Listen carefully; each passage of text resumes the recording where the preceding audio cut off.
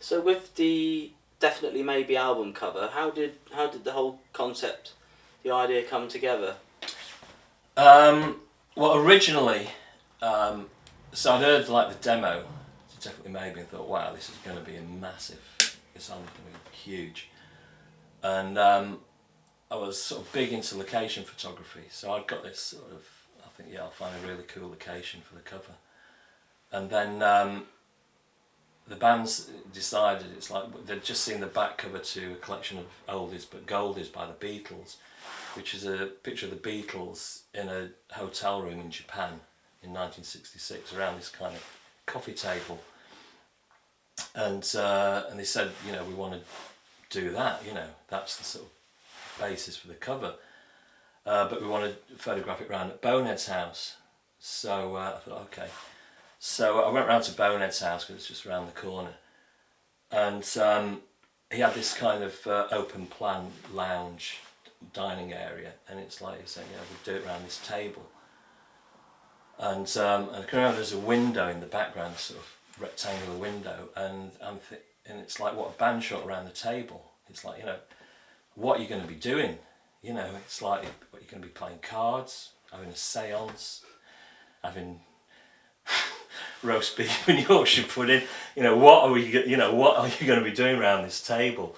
You know, because I think the Beatles shot, they were doing this sort of Japanese painting or something, and I think, oh, you know, it's going to look silly just sat around the table if you're not doing anything. And then, like I said, I saw this window. There's this sort of rectangular window, and your eye kind of just went straight to it, and I just think, oh, it's not happening at all. This, so I sort of turned around, and then in the opposite direction there was that. So originally, the original picture was going to be taken in the dining area, but using the light from the bay window as a source of illumination. So, because I wasn't really happy about doing it at Bonehead's house, you know, I thought it was a bit of a long shot, and I thought, well, if we do it, the only way it's going to work is if we do it in the living room, the lounge, and just use the bay window as a bit of a feature and photograph into the light. So that's how it started to develop. So I did some test shots, and it's quite a small room, because when I went back for the 10th anniversary with Noel and Liam, we all walked into the room and we could not believe how small it was, because we're so used to seeing a wide angle shot, you think it's a massive room. It's tiny, it's a really tiny room. And so I thought, you know, I've got to have to wide angle lens, you know, get everyone in. And but the minute I put wide angle lens on, I got all these floorboards, and then I thought, well, how am I going to fill the floorboards? And so it was either Liam sat cross-legged, or I came up with the idea of having him sort of lying in state. Yeah, there's a lot of people have their own kind of ideas, if that's meant to mean something specific. Yeah, well, laying on the floor. Well, I've got a bit. I developed this passion for Egyptology. I kept going down to the Science Museum, which is on Oxford Road. I just kept spending time in the Egyptology section. It was just like an amazing place. So this whole notion of preserving people, you know, in a sort of in a certain state, came from that really. And I thought, you know, get Liam lying on the floor and in a complete state of preservation. You know, the photograph will do the preserving as opposed to like the, you know, whatever. And having completely motionless. And I mean, what was going through my mind at the time was like, you know, there's just this kind of rock icon being preserved in time. You know, that was what was going through my thoughts at the time.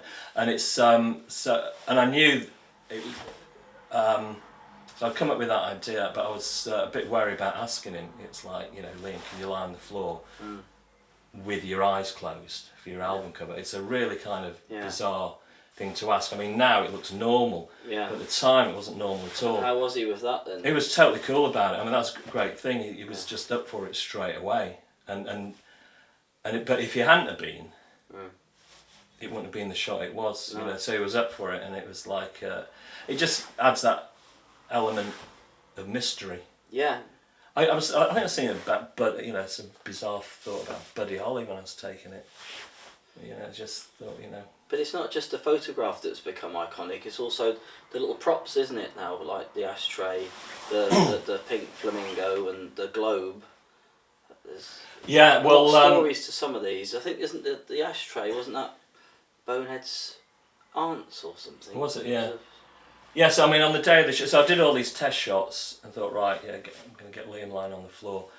And then, so on the day of the shoot, the band bring in various items. It had been agreed that we're going to sort of prop it. And I think Noel brought in the Burt Bacharach thing. And then one of the roadies brought in this, who was at the shoot, brought in the globe. And I thought, yeah, that looks great. But they then put the globe in the back of the shot, like you would.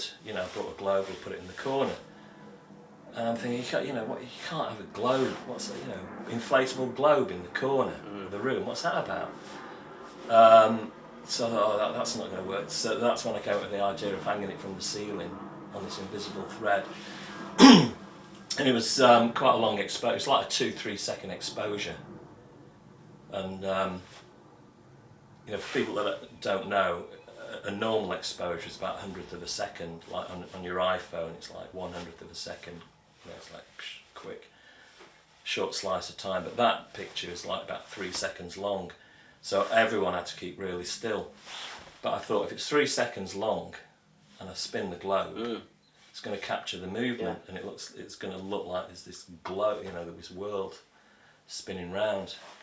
So, which I think, the globe is, I think, the catalyst to the shot. It was funny because Ian Brown had got this globe at Spike Island, but also Bowie had done this gig, I can remember, and he had this globe, and it had punctured or something, and he held it up, and it had all the air had come out, and I think Ronald Reagan was president at the time.